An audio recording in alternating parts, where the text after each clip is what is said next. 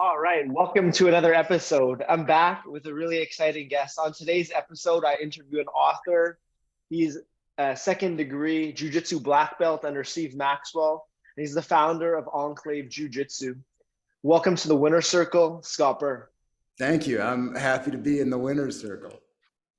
Absolutely, and we're going to discuss what that means just shortly. All right. But the goal with all these episodes is to really uplift, inspire, and empower everyone tuning in to this frequency to move forward with greater trust, faith, and belief in themselves on their hero's journey ahead.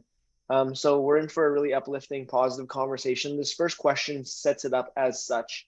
What do you love about your world right now, Scott Burr? What do I love about my world? Your world, not the external, your world.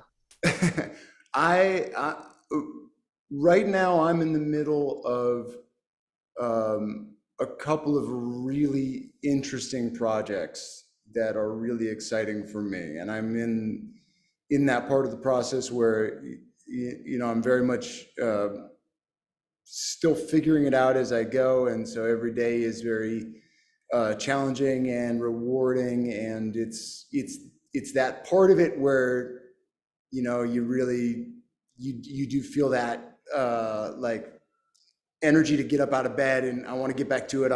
My brain is working on it all the time, so that's really fun right now.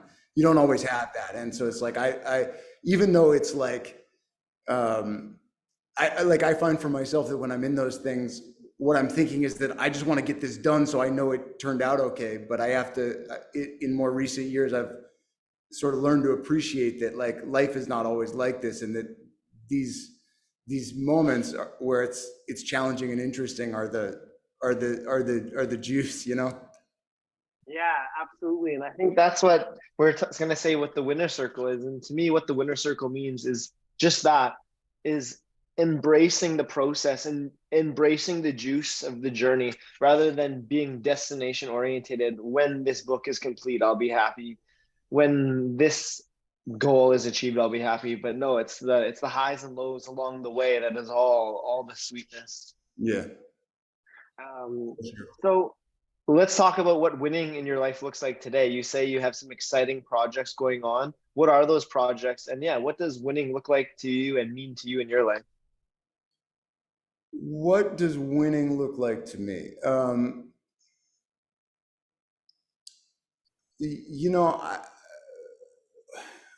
I can't. There's a much bigger conversation we could have, I guess, but I ended up having a couple of important conversations in the last few years with people where basically we were circling this idea that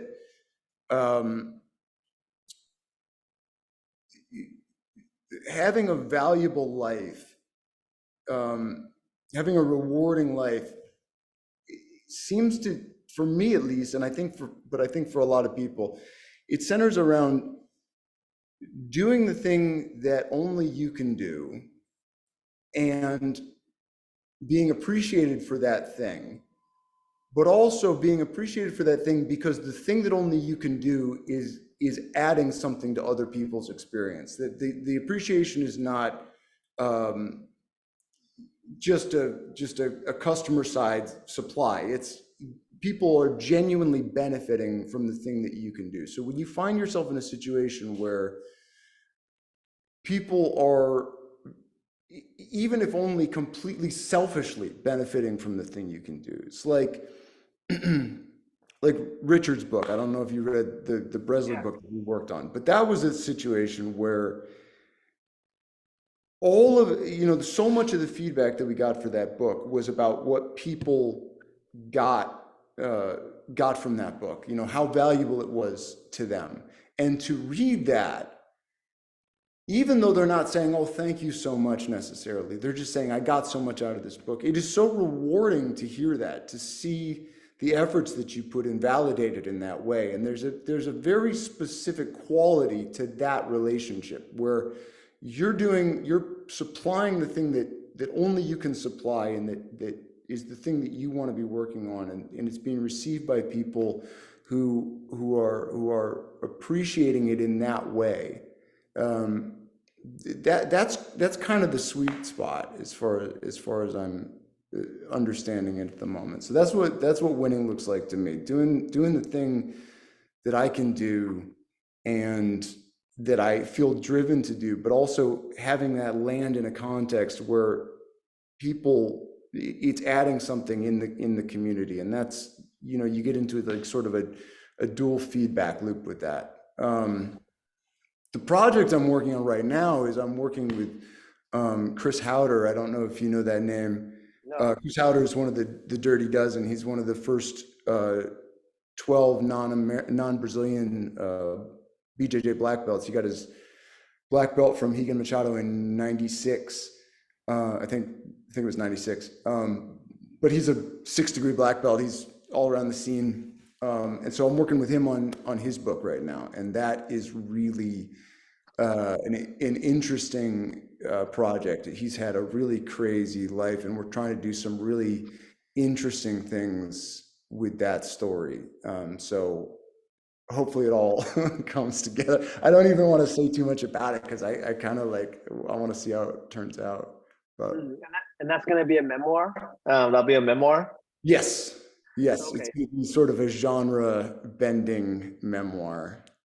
Okay. You've written a few memoirs already. You've written Blood in the Water, America's Assault on Innovation. That's Kip Azzoni Doyle's memoir. You've also wrote the one you just mentioned, Worth Defending, How Gracie Jiu-Jitsu Saved My Life by Richard Bresler. Yeah. And I want to get into a bit of your story on the starting of how you got into jiu-jitsu. So you started teaching in 2006 while you were as a white belt.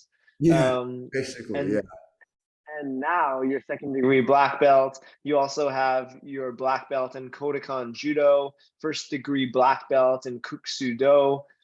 So yeah, where did this martial arts journey enter your life? So 2006 BJJ start. could you repeat that last thing? Yeah, so just let's talk about your martial arts journey, including your start in BJJ in 2006, and then also before that and beyond that. Okay, so in when I was in high school, I was kind of kind of an angry, alienated kid, and I was looking. I thought I wanted to learn how to box or kickbox, and I didn't see anything around me that was offering that. And I had a friend who was doing martial arts at the time at an academy in our town. And he's like, why don't you come to a class with me? And that was Kuksudo. And so I ended up going to a class with him, and I basically was there for every class after that. I was just completely hooked, and went through white to black belt in Kuksudo. I went away to college in Colorado. I would come back and I would train when I was there in Colorado, kind of train with the Taekwondo club, and then come back and keep training. And I eventually got my black belt in that style in 2002 or 3. And then when I graduated from college and I came back home, everybody at that school was kind of getting hooked on MMA, and MMA was really blowing up. The Ultimate Fighter had just come out. So that's like 2005, 2006. And so the head instructor, my buddy Jason, he was like, well, this is what's up. We got because Kuksudo is really, it's a great style. It's really a beautiful style, and it has a lot of great stuff in it, but it's primarily a kicking, punching, and standing joint lock martial arts. There's very limited grappling. There is some throwing, but it's typically not trained with the kind of randori aspect that you get with judo. So it's still a little more rudimentary. So we all started, okay, we got to learn Muay Thai, we got to learn BJJ. And Jason hooked up with a BJJ instructor. There was a purple belt, Donald Park, who's a student of Hoyler's in Cleveland, and he started training with Donald. Jason did. And then Donald ended up moving to Chicago, and this guy named Darren Branch took over, who was a blue belt at the time, and he took over that school. I started training with Darren, and then Darren started coming and teaching at our facility. And at the same time, Jason and all of us were getting really excited about MMA. So Jason basically decided, hey, I want to open an MMA gym that goes along with the Cook Academy. And so he rented out the next door unit and put in a cage and heavy bags, and he had Darren coming in, and then a kickboxing instructor named Ryan Madigan coming in, and then I was sort of doing kind of like a floating like general MMA and workout classes, teaching in that space. It was the three of us, and then kind of as the customer interests sort of determined what people really wanted, because as it turns out, people don't love getting punched in the face. It's a hard sell, especially in a town like ours. So the interest was more in the jiu-jitsu and the workouts. And so I eventually started, I like learned more, and I ended up taking over classes. It just, things worked all kinds of different ways. We eventually hooked up with Steve. Steve was kind of on his never-ending seminar tour at the time. He had a Sprinter van back then, and he was driving across country, sort of back and forth. And a woman who was training with us had hooked up with him because she wanted to get a kettlebell certification. And so she went to Philly, met him, and then he was like, well, I'm driving across country. She was like, come to our school, teach a seminar. And we met, we all hit it off. Steve, we'd been training for like 2.5 years in jiu-jitsu at that point. Steve met us, he promoted Jason and I to blue belt. We got our blue belts at that seminar, and then we kind of were under Steve from there through black belt. Amazing. Steve is a man I very much admire, and have been training and following his videos, and just really inspired by his philosophy, not only at martial arts, but at life. What are some of the lessons you've learned from Steve? Doesn't have to be martial arts related, but just some important lessons that he left with you. Yeah, so I was on a podcast one time where somebody asked me a similar question, and the answer I gave him, I think, is still the right answer, which is that I've known Steve for a really long time now. Like I met him in 2008, and I spent a lot of time with him, right? He would come through, and then eventually I started traveling with him. I just talked to him a couple days ago, actually. And he just turned 70, if you can believe that. He's doing awesome. But what I said was, in the time that I've known him, he has changed so many things about his training philosophies and his approach to jiu-jitsu and his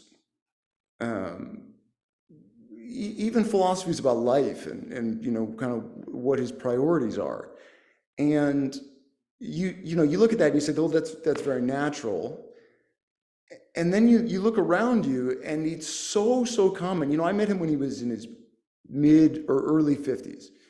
And it is so incredibly common to meet people at that age who have just stagnated. What they think is what they think, and they're not evolving, and they're not growing, and they're not learning. And Steve has been the absolute opposite of that. Steve has continued to learn and grow and evolve, and I think that the lesson of seeing somebody do that, right? That is such a valuable lesson, because I think, and especially for somebody in his position where people are looking at him as an authority figure and are maybe looking to look at him and go, well, you said this on Tuesday and now it's Friday, you're saying something different. To recognize that the highest sort of virtue is the ability to grow and to learn, and to see that modeled, and to have that be the model that my mentor was modeling. I recognize how valuable that's been in my life. Especially as I was in a teaching position for a long time. I think a lot of I used to tell people people would ask me questions in class, and I'd say, look, I'm going to give you the best answer I have. And in 6 months, my answer may be different. And that, one, it's very honest, right? Because I don't know everything. Even though, I'm always trying to learn, I certainly don't have all the answers, no matter how many degrees or whatever I have. And, you see people get in these positions where they feel like they constantly have to, that it undermines their authority if they ever change their mind or change their position, and it's destructive to their growth, obviously. Mm.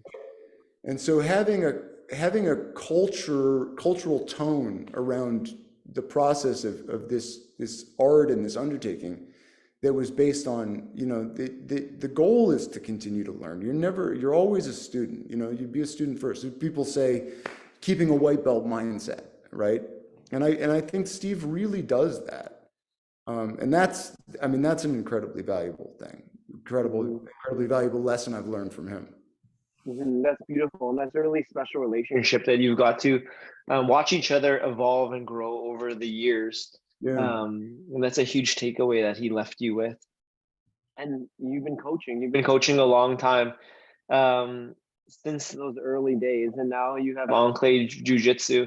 What are the things most important to you as a coach?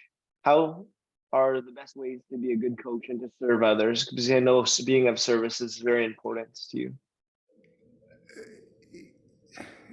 Yeah, that's a good question. Honestly, I don't think of myself as a very good coach. I don't think I've been a very good coach a lot of my coaching career. I wrote a piece one time where I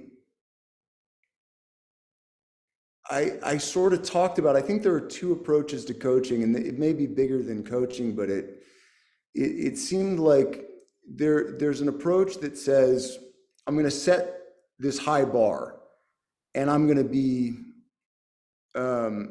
merciless about it. I'm not going to apologize for having high standards, and I expect you to come meet me where I am because I have the goods, So that's one approach, and the other approach is I come meet you where you are. And whatever you need to hear, whatever you need to be built up, I can do more good by meeting you where you are than telling you where I am. Yeah. And I know that my view on which of those is better and which of those is my job has evolved as I've gotten older, right? So there was definitely a time where my mentality was, okay, my job's to be the badass and kick you down and make you get back up. Yeah. And you can justify that in terms of a lot of things. You can say, okay, if look, there's a mentality, and I don't necessarily think it's the wrong mentality, that says jiu-jitsu is a martial art in which not everybody gets a black belt. It's not, so no matter what people want to say, jiu-jitsu is for everybody. No, it's not. You're going to get your head bounced off the floor. You're going to get your ears messed up. You're going to get your face smashed in. If you want to step up and meet those challenges, you get to one day become a black belt, maybe. If you don't, you don't. So I see the value in that mentality, and I see the value in, certainly it has made the martial art very strong. And we can see in other martial arts, the more we tailor them to meet let's not even call them the limitations, but just the willingness of the student body, the weaker the martial art gets. And so that's certainly not what we want to do. At the same time, if the question is, look, Jigoro Kano's goal with judo, he had, sort of several goals, but one of them was the development of the individual. It wasn't about making the baddest ass group of students who could just go out and be tough guys, right? In fact, it was somewhat, you could say, the opposite, that jiu-jitsu had developed this reputation that almost similar to what maybe MMA has now, where you're training a bunch of thugs, and these guys don't have the martial ethics; they just have the tools of fighting. Yeah. And so he said, "No, I want to bring this back to an ethical pursuit, and I want to focus on developing individuals. No matter what your potential is, you can benefit. And if every citizen of this country develops from where they are to where they could be, regardless of any objective standard, we're all going to benefit." Okay? And so if your goal with judo or with jiu-jitsu is how much betterment can I make in the world? How many people can this impact in a positive way? Then I don't necessarily think the coaching mentality of, here's the bar. If you can reach it, good for you. If you can't, there's the door. That's not necessarily a culture that encourages or is set up to achieve that goal. I don't really know. I mean, I know that I can say for sure that there have been students that I was supportive of when I should have been harsher with. And I can say that there were students that I was harsh with that I should have been more supportive of.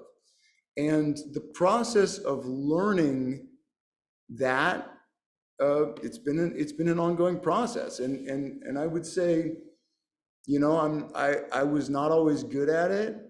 I honestly, I have a lot of regrets about the way I ran. So I ran that gym that I was telling you about that Jason started. I ran that from basically 2007 when it opened, when I was sort of teaching general classes, to we closed it in 2019. And I have a lot of regrets about how I ran that gym. And basically part of closing it was just that my regrets kind of won. I was like, I'm not necessarily very good at this, and I need to until I am, I probably need to step away from the general public. Mm-hmm. And that's a good thing to acknowledge and to do. And it takes courage to do that after being involved for such a long time. And it's allowed you space to create your own gym, and that's Enclave Jiu-Jitsu. What is your mission at Enclave Jiu-Jitsu? And what is the ethics you're trying to teach there? So the Enclave Jiu-Jitsu, the idea really was that I felt like in very much in the vein of what I was just saying, was that I needed a space to be a student, both of jiu-jitsu and of, I don't even know, my relationship with jiu-jitsu, my relationship with coaching, my relationship with coaching other people, my role as a teacher. I really felt like I had been, it's like the only,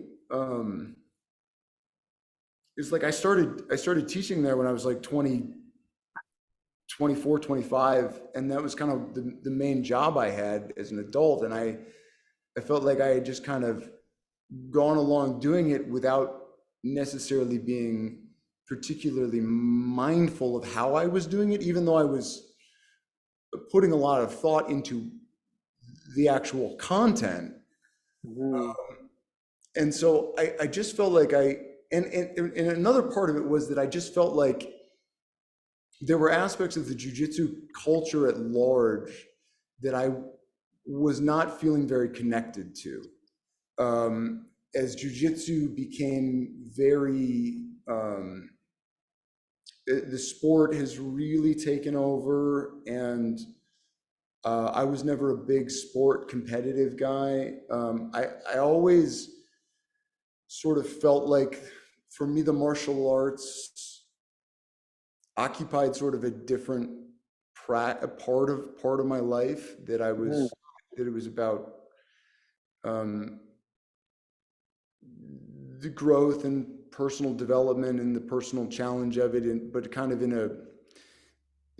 a personal way. It wasn't in a way where I needed to go out and Win tournaments.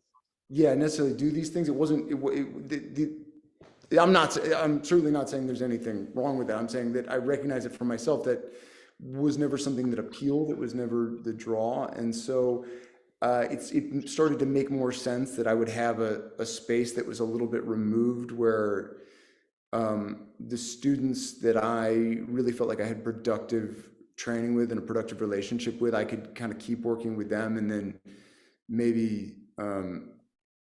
It was a situation where I was feeling like all of what I just said, I was in a situation where I was going to have to compete in terms of just the market share, sort of marketing the value of that against the value of, like, I won this tournament, I post my picture on Instagram, and I was like, I can't really sell this in a marketplace that wants these sort of let's call it flashier things. And I was like, oh, maybe there isn't a place for what I'm doing or the way I'm approaching this in the TikTok generation's marketplace. And so maybe I'll just stop trying to be that square peg that's trying to go in that round hole, and just say, that's a round hole, it's going to be over there, I'm going to go over here with my square peg. Yeah. And with your square peg, like what are the primary philosophies you're trying to embed in those that you work with? Like, what are those ethics? What is that, those self-development specifically?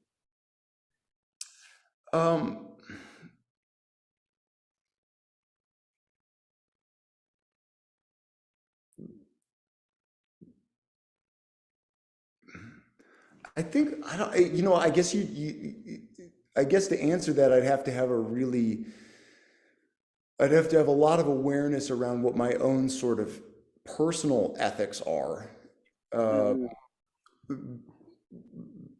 because the practice in here is basically just a projection of my own preferences, but it has a lot to do with this expectation of personal responsibility for your own growth. Yeah. And a willingness to sort of, I don't even know if it's a willingness. I find for myself that my happy place is going way down a rabbit hole. And I will go into minutia around things, and as long as there's a knot to untangle there, that is where my flow state, time disappears, I'm just in it kind of thing happens. And so there is I don't even know. There's I guess, because it sort of ties in with the writing thing, which is that there is something profound that happens when you are grappling with the limits of your own understanding and ability. And it is something that I would call profoundly ethical, even though it isn't necessarily something that I would call moral, right? Where it's not about, it's a morally virtuous thing that I'm trying to improve my armbar. Okay, it doesn't really have a moral quality necessarily. It doesn't even have a moral context necessarily. You just have to apply one or invent one or create one.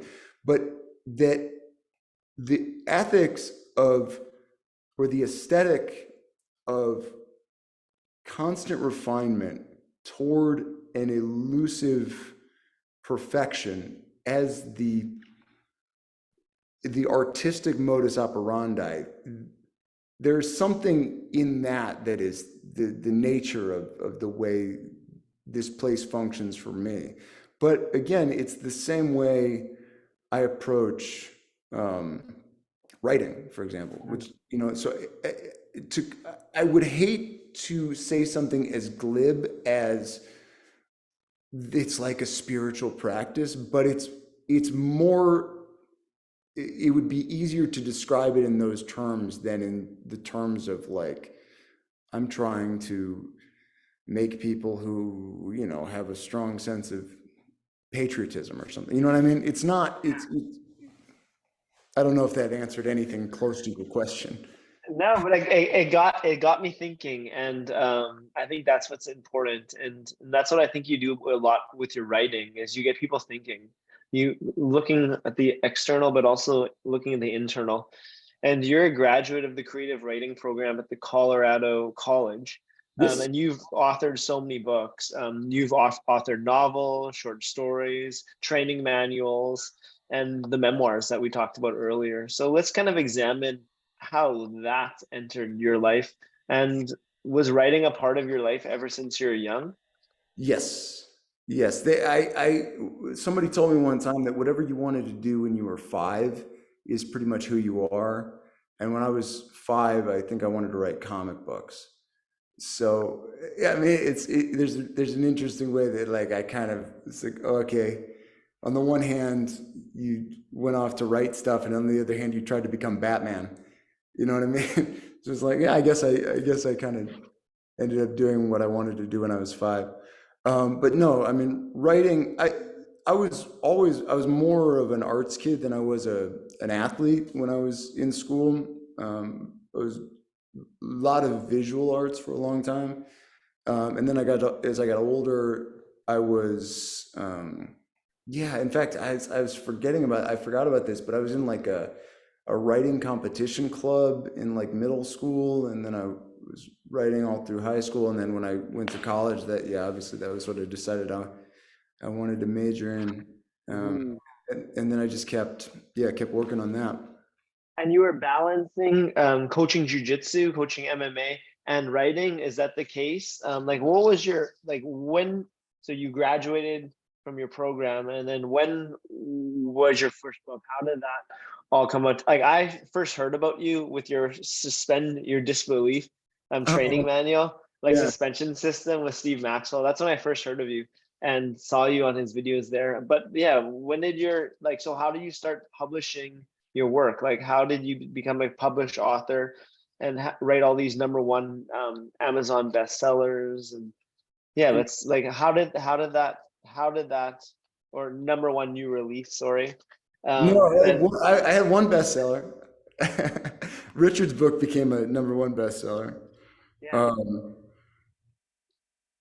so how did it start? You were writing, doing these middle school writing competitions, but how did you make this as an income source, and how did you start publishing it so many ears could see, whether listen to audible or to our eyes could read the written print?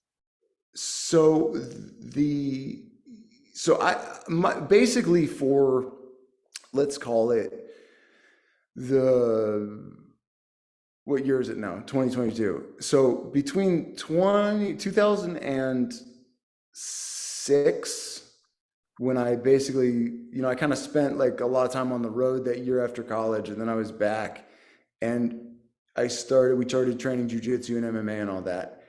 So Mm, basically, from then until we closed the gym, my 2019. day would look like the following. I would wake up, I would make a pot of coffee, I would write until I was out of coffee, which was usually around noon.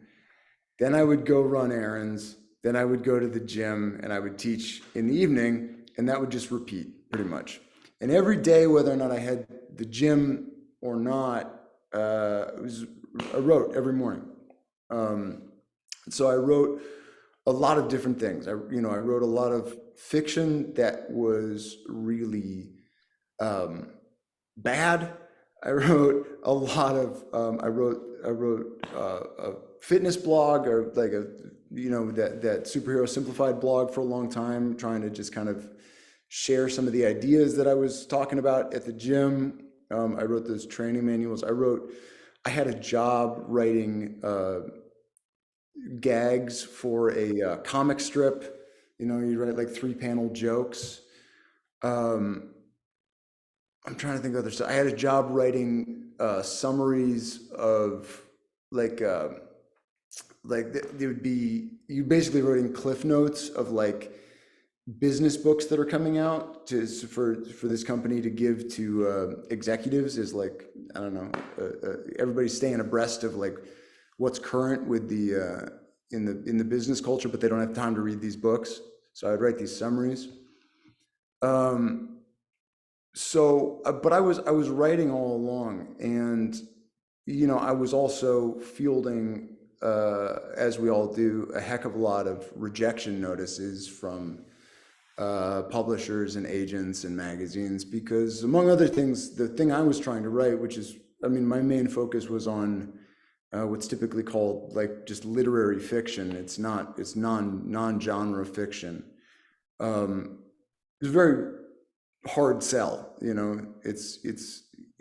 are well-defined markets for a lot of genres, and there are well-defined markets for a lot of nonfiction genres, but there aren't, who reads literary fiction? Once in a while something punches through, but for the most part it's a very hard sell, so people are hesitant to publish it or represent it, and eventually I got to this point where I was very frustrated, and I happened to I was actually back at a college reunion, and a kid I had graduated with was working for Amazon, and I was talking to him about what I was doing, and he was like, "Well, we have this print on demand platform that they were kind of just starting up at that time, and he said you should look into this. It's really pretty cool." And I really didn't want to, it's like I had all these romantic ideas about. No, I want to have a publisher who's going to fly me to New York, and I'm going to have these meetings, and I'm going to sit there in my tweed jacket, and I'm going to, you know what I mean, all this stuff. But eventually, clearly nothing was happening. I had these novels that I had this stuff that I'd written that was just sitting there, and I was like, well, okay, worst case scenario, if I start trying to put these things out myself, maybe somebody's gonna, maybe it'll sell, maybe it'll find an audience, or maybe it'll find an agent or a publisher who says, no, this is, we like this, so it's like, if it's out there, it's at least out there. If it's sitting in my drawer, I know exactly what's gonna happen with it, right? Nothing's gonna happen. So I started teaching myself basically formatting, editing, design, graphic design, all these different things. And eventually just learned how to do all these things and started putting these things out. Basically, it is a really interesting moment. I don't know how much you know about the publishing industry in general, but the way it's obviously really changing, and there's some really interesting things happening in that there is such a competition for streaming content that it's actually, in some ways, it's a really good time to be trying to produce content because people are scooping stuff up. On the other hand, just like, and everything else, there's a ton of stuff out there, and there's a ton of, no, I mean, trying to promote this podcast, how many podcasts are out there? To try to punch through is hard, right? But you can do it. And if you build up your dedicated followership and you connect with an audience, social media and all these different things give you an unbelievable ability to connect with an audience. And so I used to say, basically, a publisher does 5 things for you. And I think it's 5, right? They'll edit, they'll format, they'll design a cover, they'll produce and distribute, and they'll promote a book. Those are the 5 things a publisher does, right? So basically they produce the book, they distribute the book, they promote the book. And so produce the book involves cover design, formatting, editing, layout, revision, all that stuff. Yeah, you've learned that yourself. Yeah, it's like, so if you can do those things yourself, right? If you can learn how to design, if you can be a good editor, if you can hire an editor, and you can, sort of be as cutthroat as you need to be with yourself about your own work, which is hard. If you can become a good proofreader, if you have a decent aesthetic sense and you can do formatting and design, Amazon's print-on-demand platform covers production and distribution in an incredible way. It's a really fascinating and exciting model. And this is how, P.S., this is how we did Marty's book, right? I did the format and the cover design. And then Amazon is printing and distribution. Then Marty, as with all of us, Marty's in charge of his promotion, right? So of the 5, the biggest one actually that a publisher provides, and it's a more important one than the other 4 almost, is the promotion. A publisher is able to put a ton of weight behind any promotional effort. So that's the big puzzle to solve when you are publishing your own stuff. But like, for example, with Richard's book, we have a very clear market. With Chris's book, we're going to have that same market. And then Chris obviously has his own sort of combat-based brand that has a following. Yeah. Drysdale had a tremendous following with his book. People were already anticipating that documentary coming out. There's still, a lot of buzz around that. Kip's book, there's a very motivated group of patent rights advocates who were putting their weight and their support behind that book. And so there are these ways that, because you have the connecting power of the internet and social media, you can do a lot of that work at a level that, you're not going to sell probably 1 million copies, but you can reach your audience, and you can have a book that sells reasonably well. But it's an ongoing thing, and like anything else, I don't know, do you have a TikTok for this podcast? I don't have a TikTok for any of my stuff. I don't. I need to have it because it's like the thing. Or somebody was telling me, what's the new one that's like we probably need a Be Real. Now we need a Be Real. I don't know. We need to know more about this. I don't know.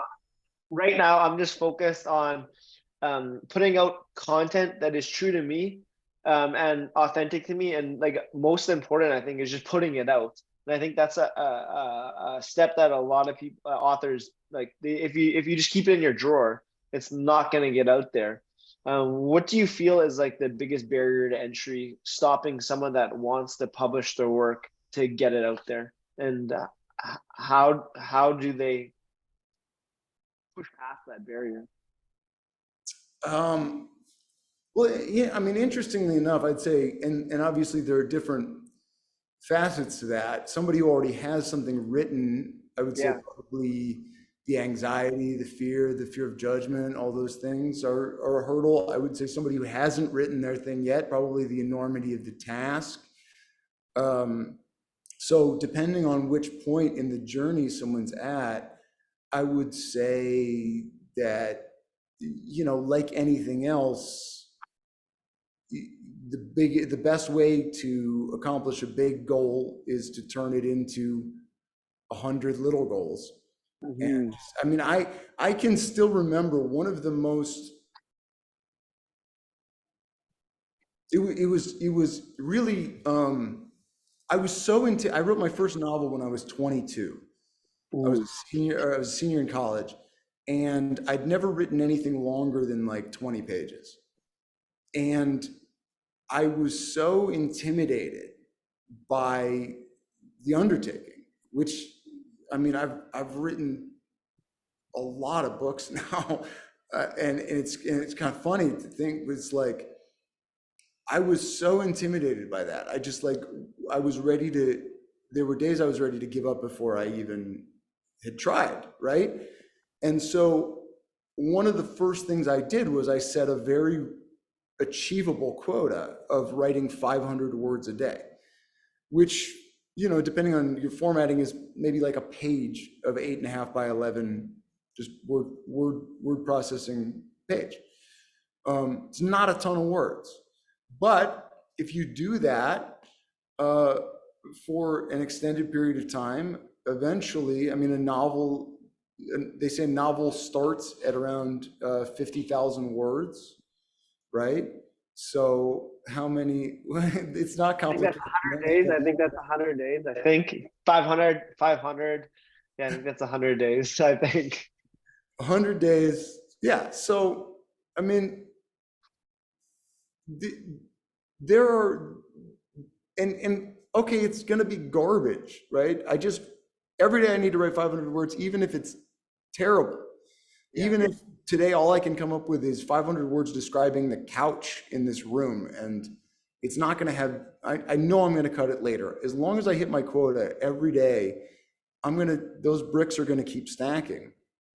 And eventually, what I found, and I think what everybody finds when they do this, is that you end up doing way more than that, and you exceed your goals and you exceed your expectations, and things that previously seemed insurmountable suddenly become taken for granted. Of course, I'm going to do that. It's not a big deal to me anymore. So you teach. It's like an interesting analogy with like lifting, right? Which is that your brain regulates how much force your muscles generate, right? So there's this conversation happening between your brain and your muscle, because your brain wants to keep you from hurting yourself, right? So if it can stop you from pulling so hard that you're going to tear a tissue, it'll stop you. But your brain doesn't necessarily know where the point of damage is, and then where the point of, let's call it, fear of damage starts. Yeah. And in the buffer, in the space between those, is your growth potential. And so you have to sort of trick your brain into doing more than it thought it could do in order for it to realize, oh, I can do that, and that's no longer something I'm going to stop myself from doing. And so I think one of the interesting things, and this is sort of an aspect of coaching, is that an analogy I use a lot of times is like, you don't ask your 5-year-old to drive to the store and get you groceries because he'll fail, right? Yeah. That's not an appropriate challenge, right? But if you set a challenge that's just beyond what he's currently capable of, that is a thing where I don't know if I can do it, but I can imagine it's close enough where I can imagine doing it. And once I've done it, now I have a new floor, I have a new ground. And now my next goal is just a little bit beyond that. So setting appropriate goals for yourself, so you're not daunted, but you're also not bored, right? Getting in that middle zone. It's a little bit like they say, I've heard the flow state described as the marriage of skill and challenge, right? That when you're right in the pocket where your challenge is at the level of your skill, you have to be totally present. If your challenge is too easy, your brain can do something else, you'll drift off. If the challenge is too hard, you'll give up, you'll despair, and your brain will shut off in the other direction. But when your challenge and your abilities are sort of right there toggling on each other's edges, that's when the magic all happens. And so goals to me work very much in that same way. You need a goal that's big enough to be inspiring, small enough to be achievable, but not something you've done before. You know what I mean? And so I think a lot of that is true of anything. But obviously, if you're going to write, you know, it doesn't even matter. It's okay. I can write 200 words a day. I can write for an hour a day. I'm going to make myself sit in front of the computer for an hour a day. Whatever it is that's more than you currently do, but not so much where you go, well, I'm never gonna, you know, it's like people who talk about where they go like, oh, I'm in terrible shape, I need to start working out. Okay, I'm gonna start working out 5 days a week. No, you're not. No, you're not. You may want to, and I may want you to, but you're not going to, because it's too far from where you are. You're gonna try it once, it's not gonna fit with your life, and there's gonna be too many factors that sort of make this crumple. But if you say, no, you know what, I always have half an hour between when I wake up and when I actually have to start getting ready. So in that half an hour, I'm going to make myself do 10 squats, 10 push-ups, 10 pull-ups, 10 crunches. That's it. Every day I'm going to do that. I can do that before I do anything else. Well, then I bet you're going to find that next time you do 20, next time as time goes by, no, I like it. I'm going to make sure I wake up earlier so I can do more. So having things that are, you're not there, but you can see them, right? Mm-hmm. And you talked about two examples. So you talked about the example of someone that wants to write a book that who hasn't started, and someone who wants to like release what they have, but they've sat down, they've written those 500 words each day, but now they have all this writing and they don't know what to do with it. How does your process of writing a book look like? Do you have a vision of, okay, this is where I want to start, this is where I want to end, this is kind of the idea of this book? Or what's the process of that book creation beyond of the setting the small goals and just the sitting down and doing the work every day? Like how do you frame um your book? It depends very much on what the book is. Um, if it's a novel, Yeah, my fiction or not? yeah, if it's a fictional book, it may involve, um, at this point, it's kind of like I think I can probably plot out the six main plot points, and that's enough for me. I kind of know where my touchstones are. It's kind of like I don't Mhm. plan every turn. If it's actually, regardless, it has a lot to do with organizing what the for me what it has a lot to do with organizing what the whole thing is, and then figuring out. Um, Drysdale and I had a bunch of conversations about this when he was sort of trying to figure out what to do with his, and Yeah. I described it a lot of times as like, if you're going to build a house, there's a point at which it doesn't make a lot of sense to pick out the couch, right? It doesn't make a lot of sense to figure out, what color you're going to have the carpet, because you don't have a house yet. So your job right now is to figure out the big structure, right? Yeah. What's the general layout? What's the general size? Okay, once we have that big shape, we can sort of figure out what rooms are in it. Okay, this room is going to basically, this is your introduction. In my introduction, I need to say these things. Okay, my introduction is going to kick me into my first chapter. My first chapter is going to it needs to accomplish A, B, C, D. It needs to give me a context. It needs to give me a goal. It needs to give me an engagement with your voice, you as a character. It needs to engage me with the problem. It needs to engage me. It needs to give me a sense of where this is going and what I'm hoping to accomplish. Okay, chapter 1, 2, 3, 4, 5. It's all kind of building off what we just laid out in the introduction. Yeah. Okay, chapter 6, 7. We're going to start talking about what goes beyond what we've talked about. Then probably 8 is a conclusion. So now we have a structure. Okay, now what goes in each of those things? We have the big bullet points that go in those things, and then we have sort of the individual language. And once we're getting down to the individual language, we're talking about, what do you want your crown molding to be? What do so there are tiers of building and levels of detail in that you think in terms of. And I guess those phases, having a clear sense of what happens in each phase of that, to me, in my head, the house is the same in each of those phases, but the level of detail that I'm working at is different. So first pass through, same house. Second pass through, same house, more detail. Third pass through, it's like, like I said, I was a visual artist more than I was a writer when I was a kid. And one of the first things you learn how to do is, especially if you're gonna, I mean, in anything, you have your frame, you have your piece of paper, you have your canvas.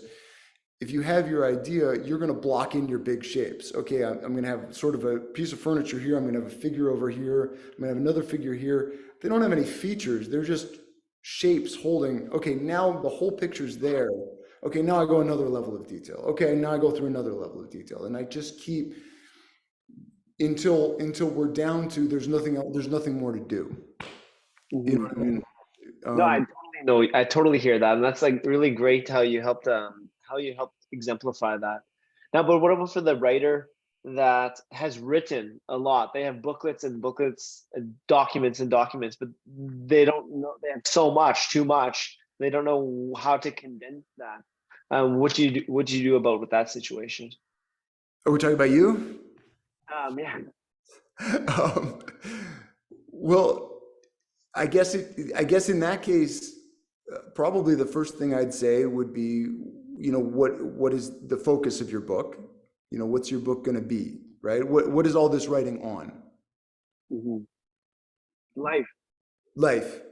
Okay, so you have a series, you have basically an essay collection, Yeah. right? Which is fine. The beauty of like, so that one superhero simplified book, that's just a collection of blog posts. They have an Yeah. overarching theme somewhat, in that I had the same goal in approaching that blog, right? I'm going to share some thoughts on, things I've shared with my students, or ideas that I think could be helpful to you about training, or about your mindset, or about how you approach jiu-jitsu, all these different things. And so they're all related, but they're not necessarily thematic. They're not, one doesn't reference the other. They're not chapters building on each other. They're just all separate essays. So that's fine. And I read back through that blog when I was putting that book together, and I said, oh, you know what, some of these pieces don't really fit. If I want to have a book that's really focused on the pieces that are about personal growth and mindset shifts, not all of these are about that. Some of them are just about, here's a good way to put a workout together. So that one doesn't really necessarily go when I know what my book is. Okay, this book's going to be about mindset. Yeah. Mostly. Okay, so once you have that big idea, that big Okay. bucket, you sort of know what goes in that bucket and what doesn't, what fits with that bucket and what doesn't. Yeah.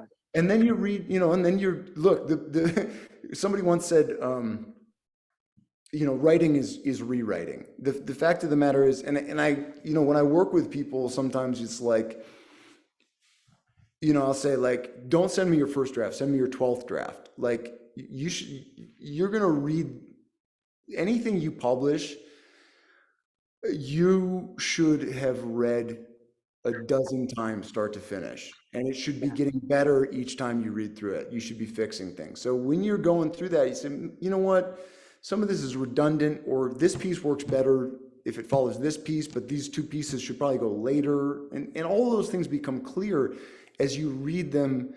And that's the other thing, is reading them from the perspective of a reader who is open but has limited time, right? Yeah. I don't want to read from the perspective of a reader who is antagonistic to me. Okay, that's not helpful. A reader who doesn't want to hear what I have to say isn't going to read my book. So they want to hear what I have to say, but they don't have time to listen to me ramble. I need to be offering them something.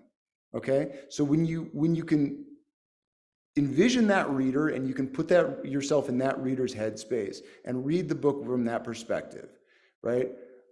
I like you, I'm willing to hear what you have to say, but I don't have time to you got to be offering me something. Mm-hmm. When you have that perspective, you're going to very quickly start to sharpen what's there. And at the end of it, you're going to have a book that is very content rich, right? Because you wrote it for somebody who I want to provide something valuable to you. That's why I'm writing this. That's why I'm putting it out there. I don't expect you to read it just to tell me how great I am. I expect you to read it because you selfishly want what I have to say, right? Yeah.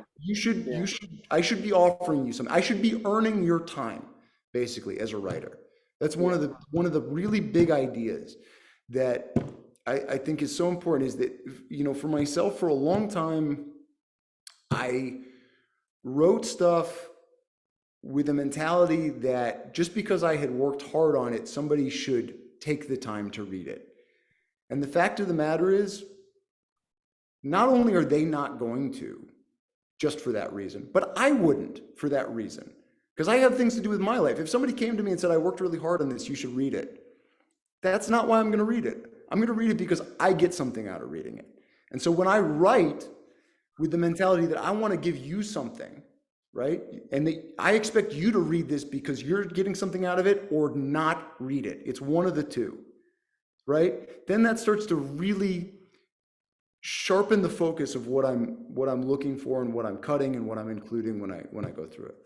Mm-hmm. And then And that brings, that also makes me much more confident. So we talked earlier about like, what do what do you say to somebody who is maybe anxious about putting something out into the world? yeah, You say, if I've already read through this 12 times with the focus of, I'm here to give you something valuable, then I'm going to focus on the readers who that I can do that for, right?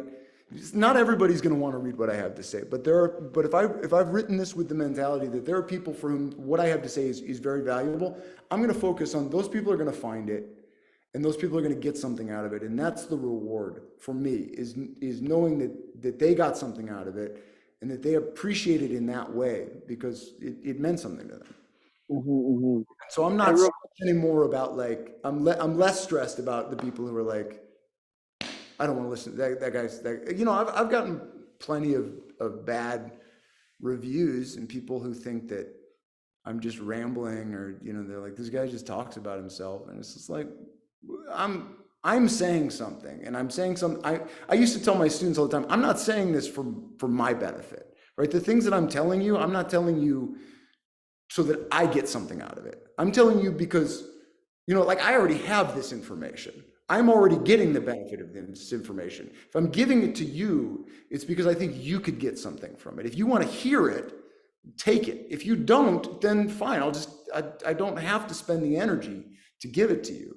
But I know yeah, that there are people like just the simple fact of the matter is I know a couple of things at this point. I've spent a lot of time trying to learn this stuff. And so there is somebody out there, like maybe potentially you, any of these things that I've just said, where no, what I'm saying is giving you maybe a valuable insight or a valuable takeaway that you can take into your own writing projects. And that's awesome. And I'm focused on somebody like you rather than the person who's going to tune into this podcast and say, oh, I'm not a writer, I don't really care what he has to say. Yeah, that's fine. I mean, if you like motocross, you should go listen to a motocross podcast. There's a pot for every lid, I don't need to yeah, be everybody's cup of tea because none of us are. yeah. I appreciate that so much. It reminds me of something you said at the start of this podcast, and that is about doing the thing that only you can do. And for people listening to this podcast, and this is what a lot of listeners are struggling to find, like, what is that thing that only I can do? Like, what is my purpose here on earth? How does one find that that one thing that only you can do, but that also serves? And that's a big part. That also gives back. It also helps other people. Yeah. Yeah. That's the question, isn't it? Um, I think I just turned 40, and in the last couple of years, I reached a point where I said, whatever I want to be, whatever I would like to think about myself, I can look back at my life, and if I step outside of myself and I just see myself as a character in that story, that guy has very consistently done a few things, Yeah. right? There is a very consistent way he approaches work. There's a very consistent way he approaches art.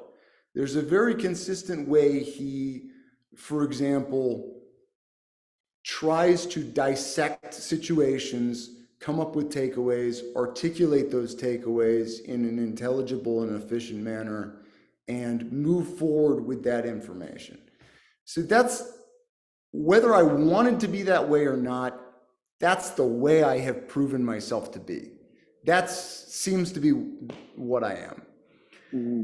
And when I can look at myself in that way, I can say, okay, this is what, there's an idea. I was having an interesting conversation with my sister, and she was telling me about this idea of original medicine. Have you heard this concept? So I don't remember where she picked this idea up from, but it's the idea of basically the world is sick, right? And we know it is. People are unhappy. There's all kinds of war and famine and horrible things. And the idea is that every single person has something specific that they can do that is a piece of the cure, right? And so if we all lived our original medicine, the thing that we are, the thing that we are supposed to be doing and giving into the world, we could heal the world that way. And that's, either you believe that or you don't, but the idea that there is something that you are, and whatever message you have internalized about who you need to be, how you're supposed to look, what it means to be successful, how much money you need to have, what car you need to have, when you are able to set all that aside and you say, wait, no, what have I always been? What am I? What do I do? What am I?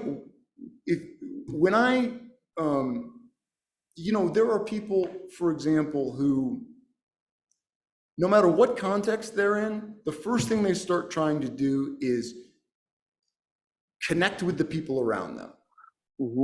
Try to form relationships and connections between the people in the group that they're with, no matter where they are, right? That's their thing. Now, that's whether they want to be a CEO, a lawyer, whatever. They're going to do lawyer, CEO, any of those things with that thing. Yeah. And so it's not even there. It's almost like what's your pre-ego self? Like, what is the thing that is almost just that if you can soft focus your mind and forget about all the superficial, my name's Scott, I was born here, I'm this old, I look like this, I've done these things. But what is the thing, the through thread of a consistent impulse? If you can be, I think for the most part, you will tell yourself, if you just look at your life, you go, oh, it's obvious, this kid is like this. For as much as he wants to be this other way, this is what he is.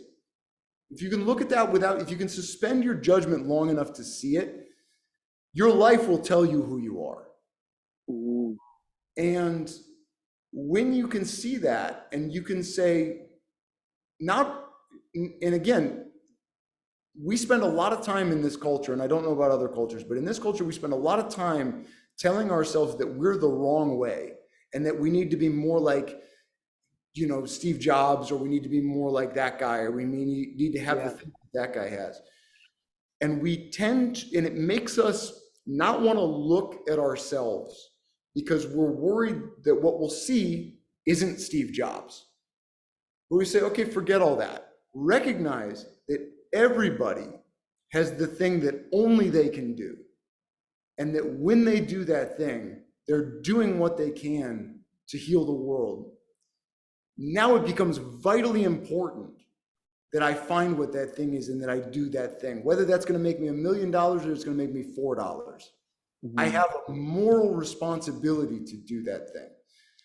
And I think the way you know you're doing that thing is that you have that thing I was describing at the beginning, where it's like you are waking up excited to do that thing, no matter whether it's going to make you money. I have no idea if Chris's book's going to make me any money or not, right? I hope it is, but like it is so rewarding in and of itself to do that challenge, and that my brain is so happy, my being is so happy picking away at this knot. Right? It is like it's the thing it wants to do. And if the knot was too complicated, I would get despair. And if it was too easy, I'd get bored. But it's the right size knot for my brain. And every day when I hang up with you, I'm going to go back to picking at the knot, because I really should go run some errands, but that's what I'm going to do because I'm still, it's pulling me. And it's like your life starts pulling you. When you're doing, I think it starts pulling you when you're doing what you're supposed to do. And then there's resistance, there's fear, there's doubt that creeps in, that creeps up. You've listened to your heart. It's to become a writer. It's to teach jujitsu. It's to become a teacher, a coach, whatever. But then there's that fear. There's those voices from your parents, your culture, your society, your religion, et cetera, saying, no, this is the safe path. This is what you should do. But there's that must in your heart that's pulling you. How do you step into that? How do you say yes? What have you learned about that? I mean, honestly, I don't know. I mean, and like, I used to say to people, like, you know, my life I never found myself built into a life that I didn't necessarily feel connected to. There are elements of my life that I have not felt connected to, but it's not like I woke up at 35 with a mortgage and a car payment and a job I'd worked really hard to get but didn't really love, and two kids that I had to support. And you know what I mean? It's like, I recognize that it's so easy for me to say this, and that there are, massive hurdles to a lot of people, to doing what I'm describing. Yeah. Um, I think, and I would hate to make it sound like I was, diminishing any of that, because that's a challenge I have not had to face, and that I really can't even speak to. It would be, it's not my place to even speak to. But I think one of the things that I keep coming back to is that people, a lot of times, it seems like, feel like they don't have any choices in life, right? They find themselves in situations where they don't have choice, where they feel like they don't have choice. And one of the things I try to remind people of is that you can do anything. There are consequences to everything, but nothing is stopping you from doing anything. And so what you're actually talking about is a negotiation with life, not I'm being dictated by life what I can and can't do. Life is saying, here's the consequence. If you do that, here's the consequences. And I can make a decision about whether I want to buy that thing for that cost, right? But I'm still the one making that decision.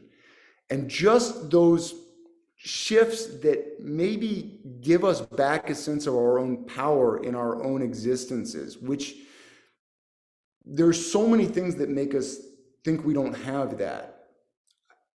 I think if we're going to live our truths, whatever they are, it begins with a sense of, my life is mine, and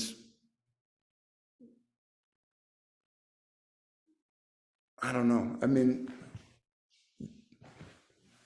I don't know. I think a lot of people make themselves really unhappy, and I hate to see that. And I think they make themselves unhappy for reasons that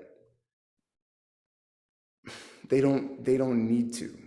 I mean, that they took for granted when they were young, and they never saw outside of. I mean, I was just saying this the other day. It's like, we made all of this up. You know what I mean? Like, not only did we make all of this up, we made it up like 70 years ago. Like, modern life, so many of the things that we take completely for granted that we're going to make ourselves anxious and miserable over aren't just made up, they're recently made up. And for us, they feel like, you're wearing a backpack full of bricks. It's like, we are the ones making each other and ourselves miserable, right? There's no real need for so many of the things we do to each other and ourselves. And I am so far from knowing an answer, and I am so far from having my arms around the problem. But I just feel like it's all voluntary. At the end of the day, there's so many things that we take for granted that we can't escape when in fact they're voluntary. I mean, I was saying this to somebody the other day. It's like I was talking to my one friend and he's like, well, I can't do this or I can't do that. I can't sell this business because I couldn't get the money out of it that I want. And, and the conversation was all this like, and I kept saying to him, was like, you're telling me the reasons you won't do this, but you're not telling me the reasons you can't do this, because you could do this. Yeah. And I'm not saying that means you should, but what I'm saying is the power is not in the entity outside you. The power is you are making the choice. I'm saying I won't do this for these reasons. But when I say I can't do it for these reasons, those reasons have the power. Do you see what I mean? And so it's like, look, it's like I could sell the business, I want to sell it for this, but I could just, if I sold it now, I'd have to sell off the equipment and I'd get $30,000 for it. And that's not what I know. I was like, if you could sell, how long you could live in Thailand for $30,000? It's like, and that sounds absolutely insane, but then you do it and in 6 months, it's just your life. It's just what you did. And it's not even interesting anymore. It's just boring. You know what I mean? Yeah. There's so many things.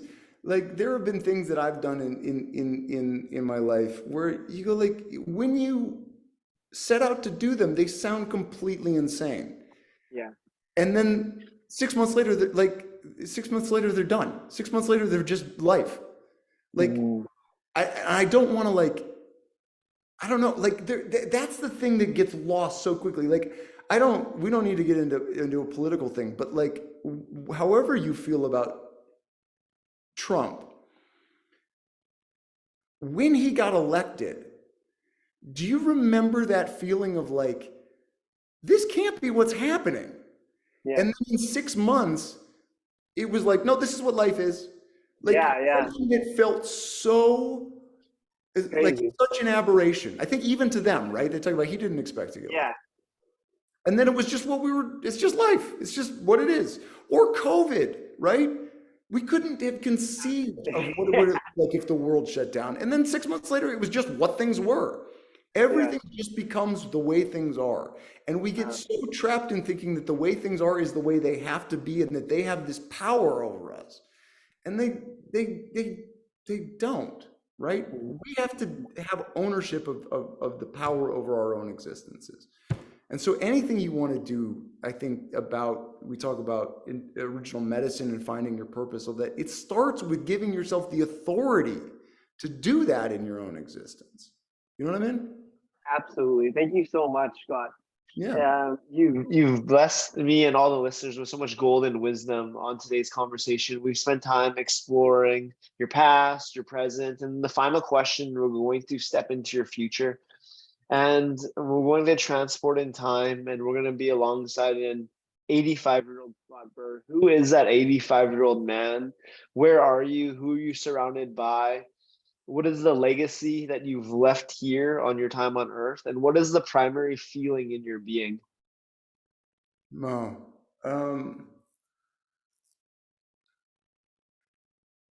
I don't know. I think when I was younger, I spent a lot of time thinking about the idea of a legacy, thinking in terms of my life adding up to something. Mm-hmm. And I think in the later part of my 30s and now, it's sort of like I sort of realized like